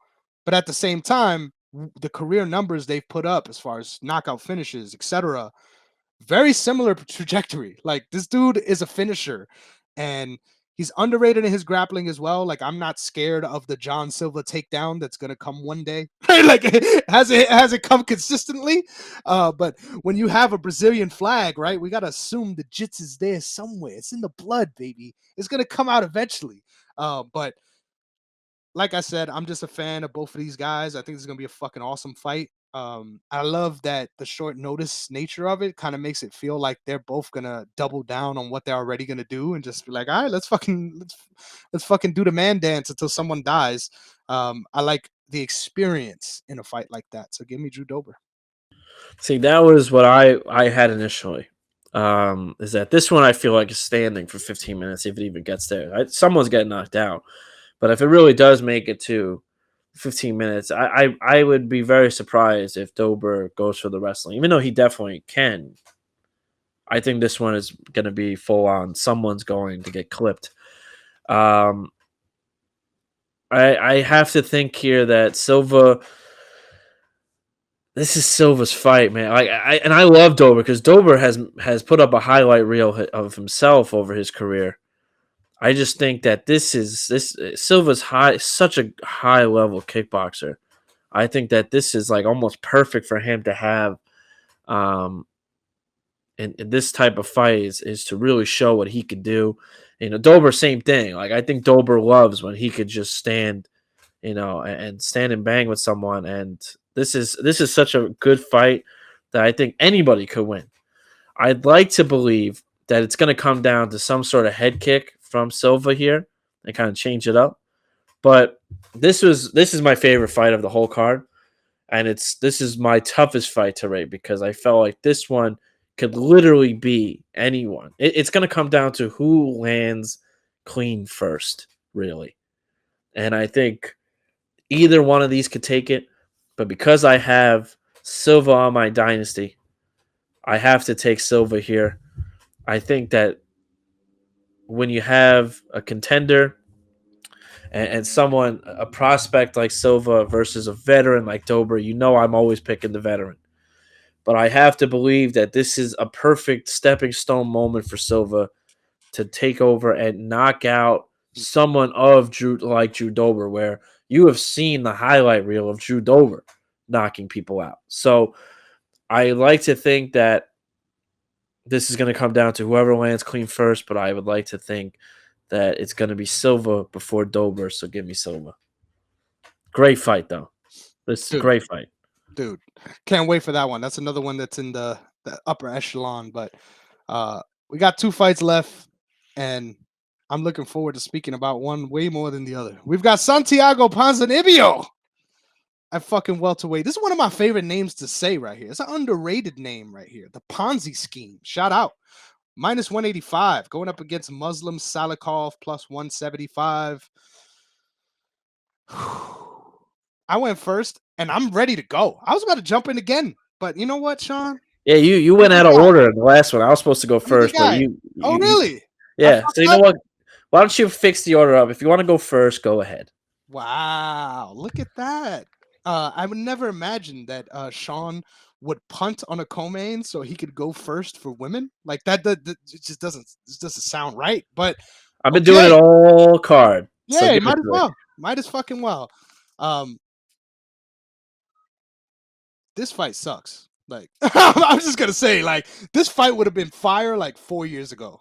Like 4 years ago, god damn, this might be whoever wins this might have been ranked top 8 after this 4 years ago. Today, this is a tough fucking fight. This is a tough fight. Um, I'm a fan of both of these guys for very different reasons. I think both of these guys are very talented. I think both of them are going to be willing to exchange on the feet, and that's going to be the entire crux of this fight. Like, if anyone's going to be shooting for takedowns, believe it or not, it's going to be Muslim Salikhov. That's actually a part of his game. I love his reactive double. It comes sneaky, right? It comes out of nowhere. You wouldn't expect him to be looking for those things, considering how adept he is of a striker. Um, I'm a big fan of Santiago Ponzinibbio because of what he has here and here. Like, this motherfucker reminds me a lot, right? Very different styles, but reminds me a lot of the RDA career arc. Like, this motherfucker has fought some names throughout the years, bro, and has really established himself. At one point, I remember I thought this motherfucker was gonna fight for the belt. Like, he was really on that trajectory. And then a lot of things caught up to him, whether it was injuries and time off. A lot of things sort of amalgamated to sort of lead to him sloping a little bit in his career. And now, don't get me wrong, he's still effective. He's not just going out there and getting his ass beat. But he's clearly lost a step from where he was in his prime. I think both of these guys have, but Ponzinibbio much more. And what frustrates me about this fight is I think both of these guys rely very much so on their athleticism. So I think this fight is going to be a moment of who the fuck has it more at this stage of their career. And it's so hard to tell right now between these two who has it more, because Muslim Salikhov has also been fucking falling off, right? He's been someone that has been a good striker, but has had issues in the grappling, but has always been that guy that he's there and he's fast as hell and he's going to give you trouble. And now it feels like he's slower than I remembered, right? He's a lot more labored, and especially as the fight goes along, his gas tank is just an issue, man. Like, and in a surprising way, like that was something I didn't really remember as a narrative until I watched the fights, and I'm like, damn, this guy really. It's not that he's out there gassed, like the UFC meter thing. It's not like he's out there like visibly struggling, but his game is visibly struggling as the fight goes on, and he, I think it's very clear as the fight goes on, he's there to be hit. Coming off of that devastating knockout from Randy Brown, I think there's going to be a level of timidity there and gun shyness, which is obviously not going to be playing towards his favor. I think the steadiness of Santiago Ponzinibbio's approach and his willingness to put that jab out there and put some nice combinations together, especially with leg kicks, finishing with leg kicks. I think Santiago Ponzinibbio has the tools to really get out ahead of this one and put himself in a position where he doesn't have to go out there and be the better athlete in round 3. He doesn't have to go out there and try to rely on finishing Muslim Salikhov. I think at that point, jab him out of there, hit him with the dagger straight from Argentine, and then fucking go home, goddammit. So give me Santiago Ponzinibbio by decision in what will go down as one of the most retirement-worthy fights we have seen in the last year. How you feeling, Sean? Almost exactly how you were feeling, because I have it all in my notes here. This is all about whoever can stop the forward movement first. I think both of these guys are super athletic. It's going to come down to who for Salikhov. It's going to come down to if you can stop Ponzinibbio from moving forward. Can you eliminate the aggressive forward movement? That's really what it is, right?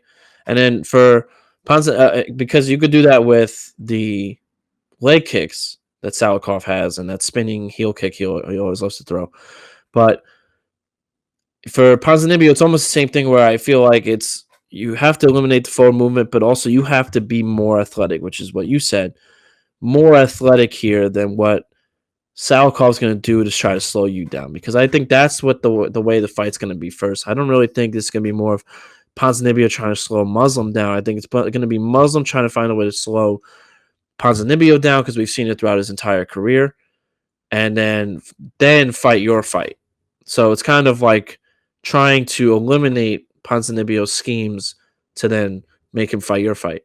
And I think Ponzinibbio is just so athletic in this that he's going to be way more athletic just from the jump. That it's just almost like you too much to handle for Muslim here. And I think honestly, I could see Ponzinibbio winning this via knockout. To be completely honest with you, I think this is one where I've seen it for Ponzinibbio's almost whole career that it's like, he's won 5 in a row, beating Neil Magny's of, when Neil Magny was still a thing at his peak, and then losing to Li Jingliang. I've seen him there, and then he never goes away. Like ever since he lost, I think it was like 4 some years ago. He's just like that gnat at a barbecue that never fucking goes away. Like he's there, he'll win to stick around the UFC. He'll lose 2, then he'll come back to win 1 or 2. He'll beat Alex Morono, but then he got his ass kicked by, Kevin Holland, and then, he'll stick around. So I do like in this one too that Ponzinibbio took the time to kind of recover. Losing back to back. I think it was both via knockout, if I remember correctly. So I like the fact that he took, it seems like 15 months or so since that fight against Kevin Holland to come back. He's had a lot of canceled fights.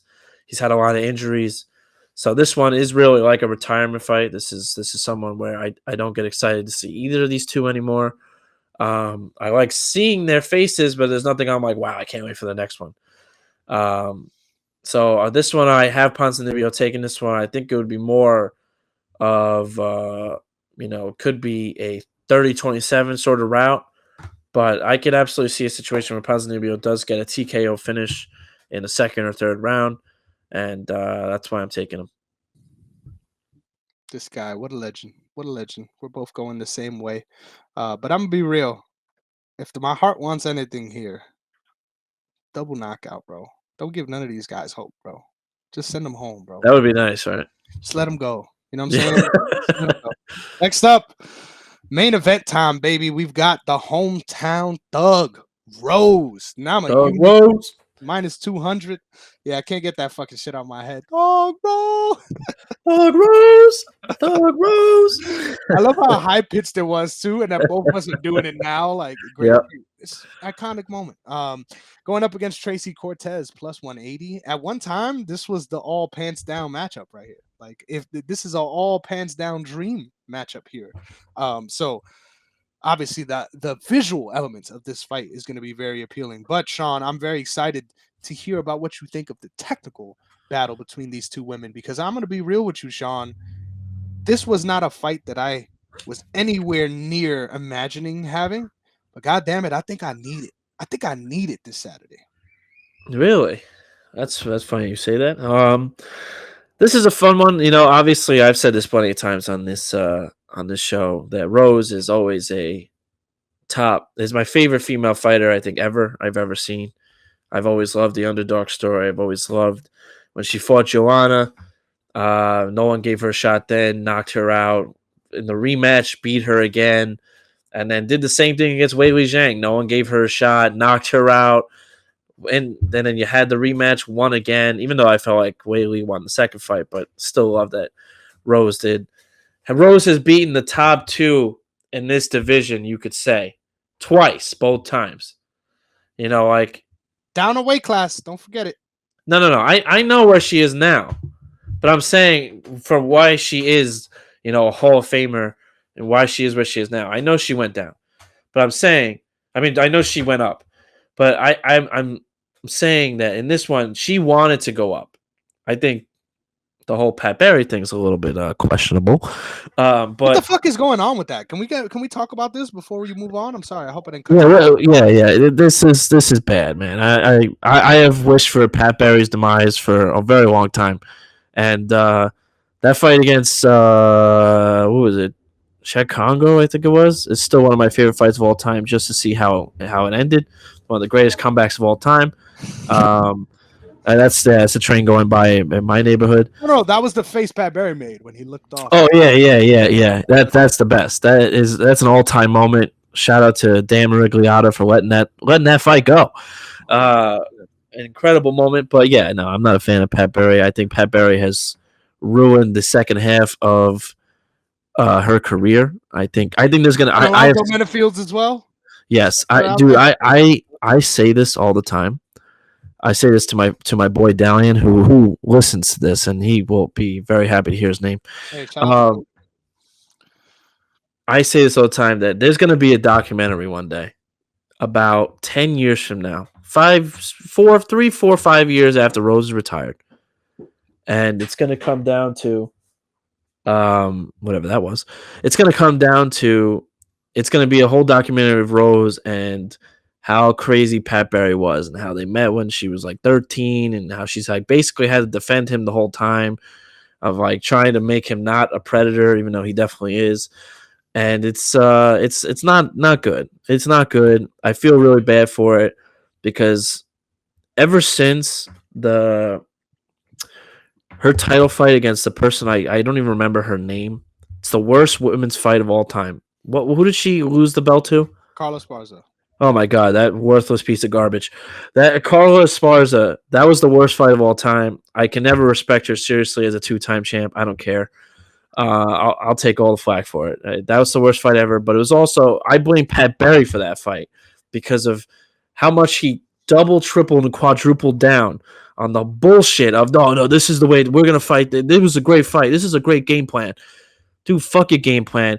Throwing fucking 10 punches and 10 fucking strikes the whole goddamn fight and thinking you deserve. I wanted both to lose. I wanted Dana White for when whoever won that fight to Dana just take the belt back and just walk out. No one gets the belt around their fucking waist. That was the worst fight of all time. And I was a diehard Rose fan, still am. But I hated that fucking fight. But I blame Pat Barry for that fight because Rose has always gone in there, balls to the wall, everything to lose. I don't care if my head falls off. I will beat you. I am the best. Her quote. And then ever since that, it was like she just changed. And then she tried to defend him. And it's like every time it doesn't go her way, it's always we have to defend Pat today. Let's defend Pat. Oh, well, Pat's great. Pat's this, Pat's that. Fuck Pat. Okay? I don't like Pat. Okay? And I feel like that's why Rose isn't the GOAT. We can't consider Rose the GOAT because I feel like it's people in her corner. I don't know the situation between Pat, Rose, and Trevor Whitman. Thank you. And whatever happened there, they that trio between Rose, Justin, and Kamaru that they had, and how that ended. But I feel it in my bones that in about 10 years, a doc's going to come out about everything that's happened between 2020 to when her career is over and how everything plays out. But to keep it to today, thank you for coming to my TED Talk /rant. I think Rose has enough to get this done. I do think Tracy coming out on short notice is a little bit of a bummer because I really do like Tracy Cortez here. I think the fact that this is in Rose's backyard, 5 rounds, Tracy coming on short notice, you really 3 huge elements into working in Rose's favor. I think this one is Thug Rose all day. I think the card was built around her. I think this is I think they even found the replacement to be perfect enough so that she could still win in this event. I think Tracy is still up and coming prospect in my heart. I think she's great. I love her off out of the octagon and in the octagon. Let's just say I can watch her all day. Let's just say that. So she's really good at the takedown. I think Rose is really good at scrambling. So I think that's where she can counter it. And I think Rose is much, much better in the stand-up. I think in the striking, Rose can find a way to piece her up. I think when she fought Fiaho 2 fights ago, she had a really tough time adjusting to the weight and adjusting to the speed. And I think that was like a big wake-up call. But in her last fight, I felt like she finally got comfortable. Like she actually looked like the weight.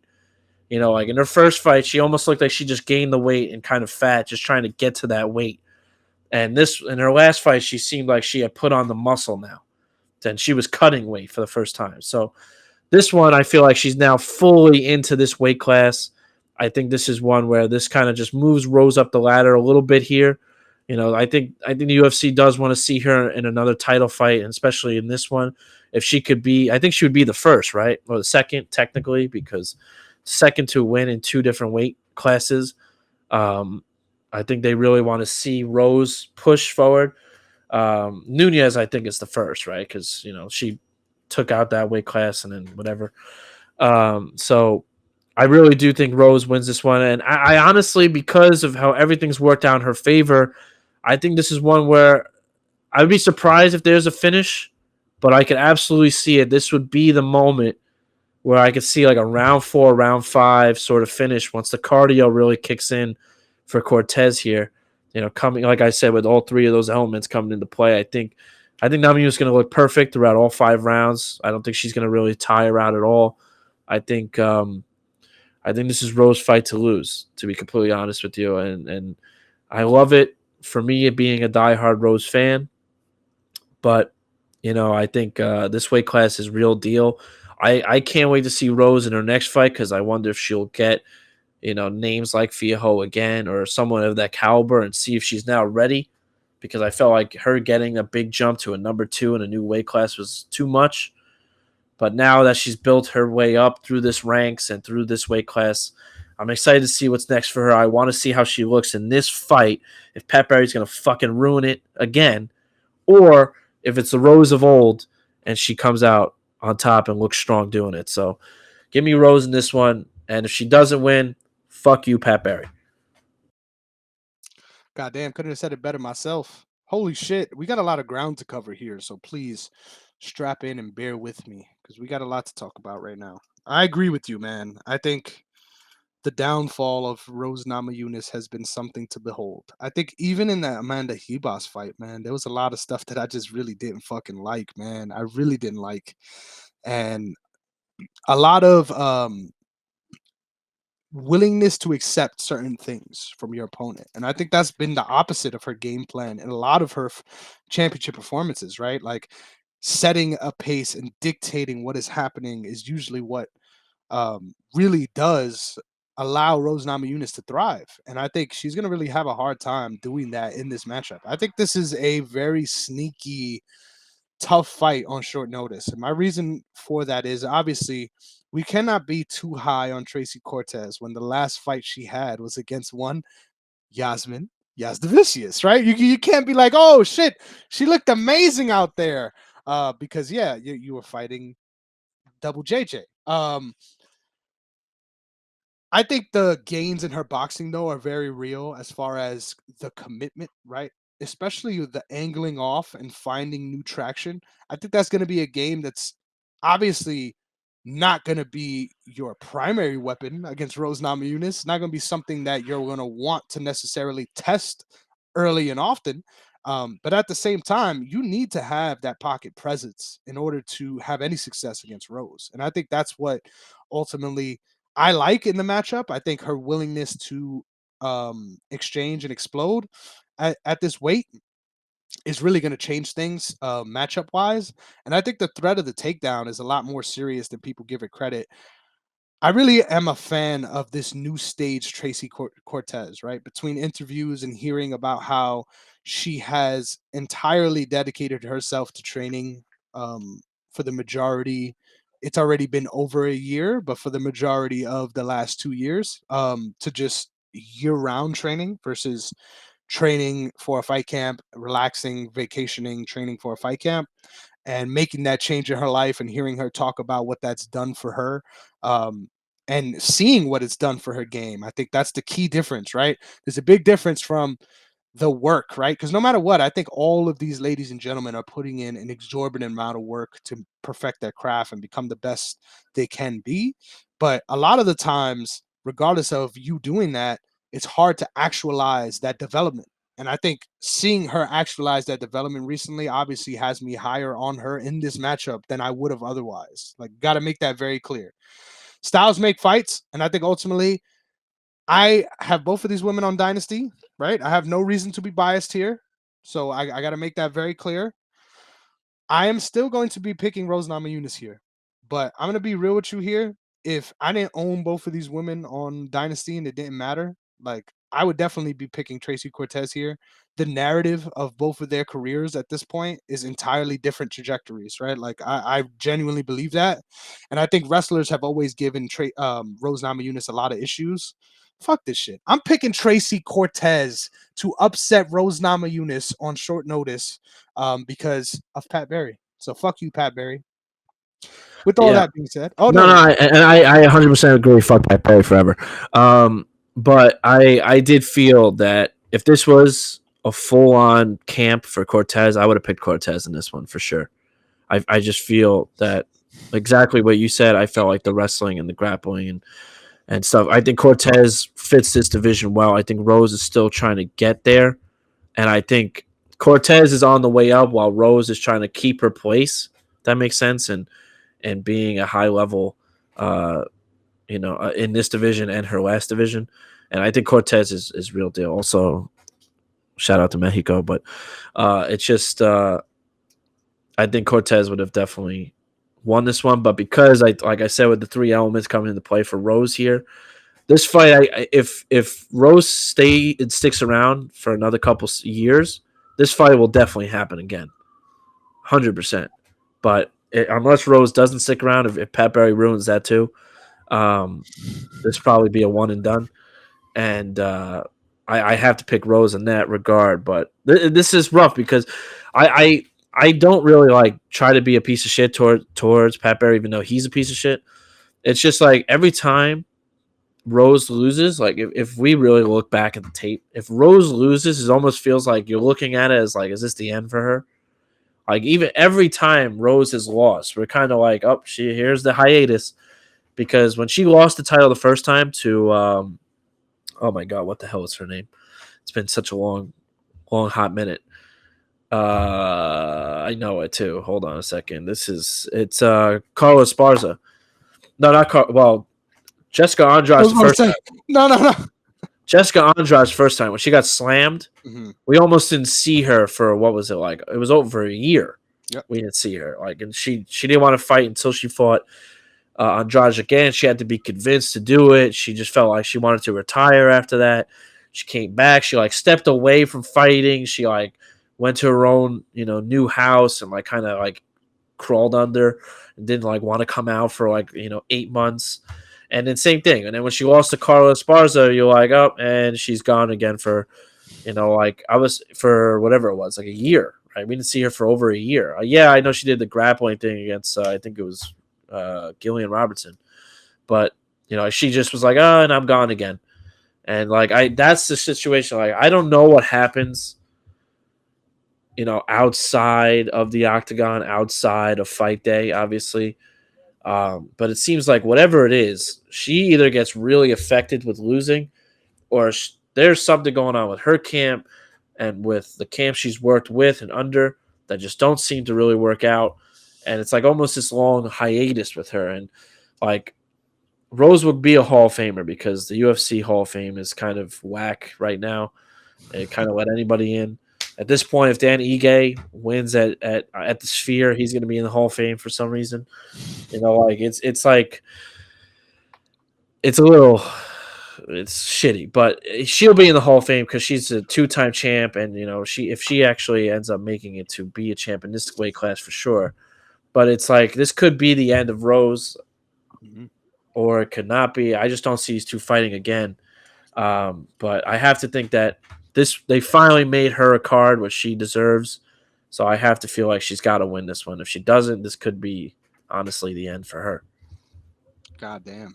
A lot of stake in this one for sure. And on short notice, it makes things even more spooky, right? Like there's so much to consider here. And the fact that that's the thing about fights you love, man, right? Once it's out there, you can't get it back, right? There's no you can do a rematch, but it's entirely different. And I think when you accept the fight with circumstances like this, like people have in the last couple weeks, at 303, we saw it didn't go good for a lot of those guys, man. It really did not go good for a lot of those guys that made those decisions. And I think ultimately that could be at play here, but we'll see. Time will tell, man. I'm really excited for this one. I think this is gonna be an awesome fight. Like this can't be Carla Esparza situation because Cortez is just going to be willing to put stuff out there. So I'm really looking forward to this one. Sean, we finally are allowed to do what we've came here to do. Yes. I want to start by giving our standings because it's been a while.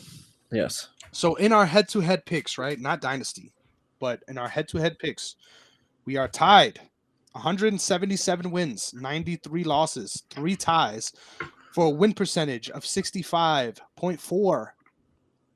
Amazing on the year. I just gotta say kudos to you, brother. Even when I go up 3 points, you find a way the next week to get those 3 points right back. So honestly, it's really fucking crazy that between all the shows here on TSG, I always end up in these like season long, grueling head-to-head matchups where no matter what, we can't seem to break apart, right? I don't think there will ever be a year of us doing this show, because there's gonna be years of us doing this show.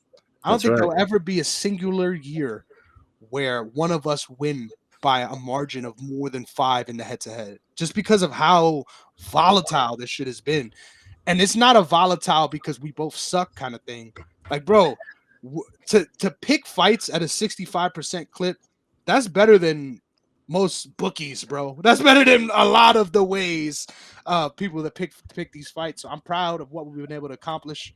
With that being said, fuck you, bitch. It's time to look forward to our dynasty side of things, where I have made some traction. Now I am not back, right? I'm not back, baby, but we have the same amount of wins right now for this year. Now we've got a very different amount of losses, right? And that's what's troubling me here. Right? I've got way more losses than you right now.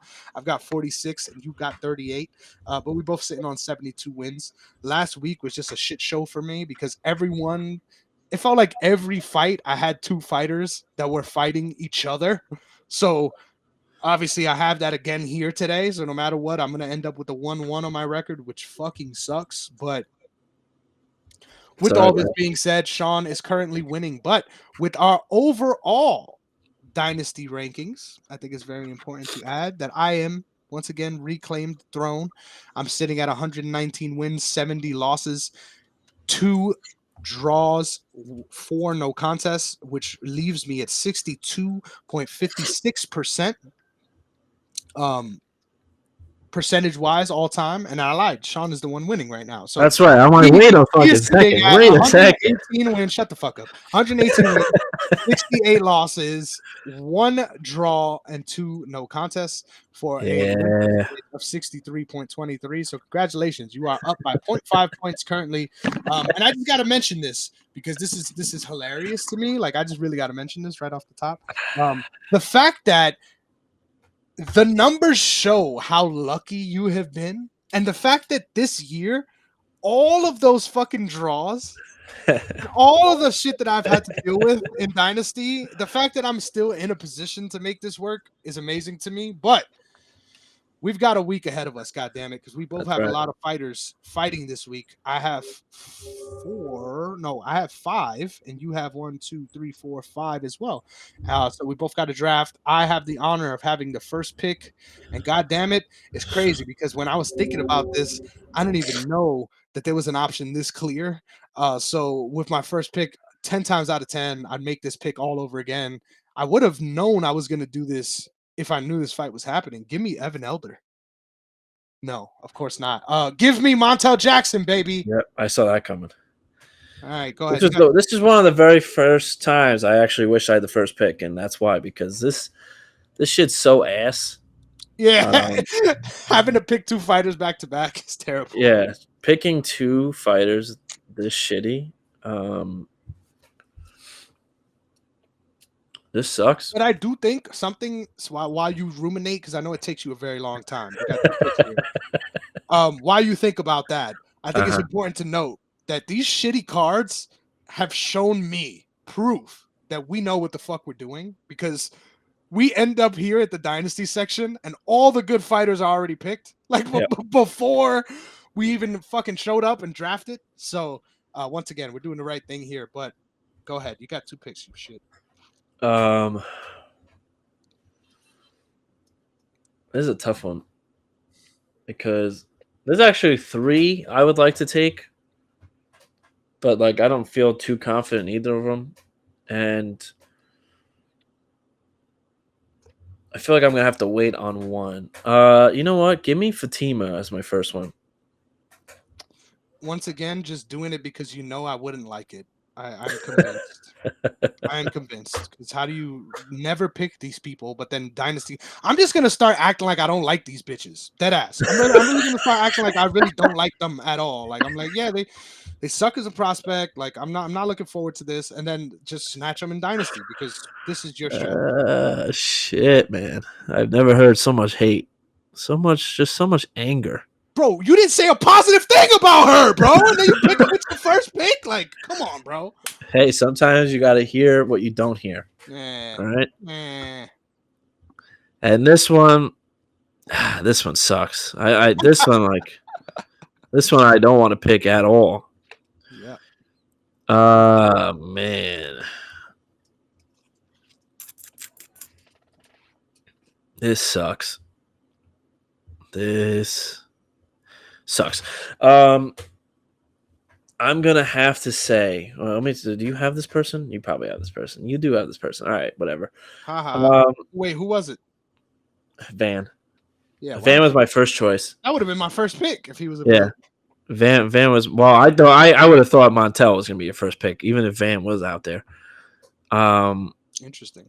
Wonder why. God, all this fucking blows. Okay, you know what? Give me. This could go either way, and I would pick this person if I didn't. Maybe I'll pick him in the next one. But give me Abdul here. Hey, what do you mean pick him in the next one? Didn't you pick him to win? No, I was gonna pick Blackshear. Ah, I'm a big fan of Blackshear. got you. But I do think that this fight is just, no matter what, I do think this is Montel Jackson's to lose. Mm-hmm. And then so whatever Damone or Damon or whatever the fuck is, wherever he is next, he'll probably be on some stupid Apex card where he'll be like the third fight, and I'll pick him then. So that's my 2. Everything else sucks. Yeah, everything else sucks, bro. Can we end it here? I don't have to pick one, right? If you don't want to pick, you don't have to. Then take off fucking Abdul for me. We're doing one here this week, guys. Yeah, no, we have to pick someone. Fuck. I don't want another draw, man. I don't want another draw. Give me Josh Fremd, bro. Wow. And I don't so want we're going against each other in that fight. I don't want to do it at all, but give me Josh Fremd. Fuck it. I mean, we already going against each other head to head, but now I know. Now we got 2. Holy shit. Well, yeah, with the first pick, I went with Montel Jackson. With his first pick, Sean went with Fatima Kline, and then with his second. What a great pick. Yeah, you piece of shit. I'm really upset about that one. Like that 2 weeks in a row, like the first one you let it slide. I acknowledge it on the air, right? But now this shit is personal. Like now I really need to strategize because clearly you are strategizing, brother. He got Kline, he got Abdul Razak Alhassan, and I have Josh Fremd. Thank you guys so much for tuning in. Sean, this was a blast for me. I hope it was as fun for you as it was for me. And of course, the sentiment goes the same to all of you beautiful souls out there watching. Thank you so much for tuning in. Thank you for sticking around. And most importantly, make sure that no matter what the fuck happens to you guys out there, right? No matter what the fuck happens to you guys out there, you don't end up like one Anthony Smith. Because no matter what, if anyone in this world does not deserve the credit that he gets in this fight game, it's one Anthony Lionheart Smith. Because goddamn it, that heart is not from the Lions. He don't deserve it. We will see you guys all next time. Peace.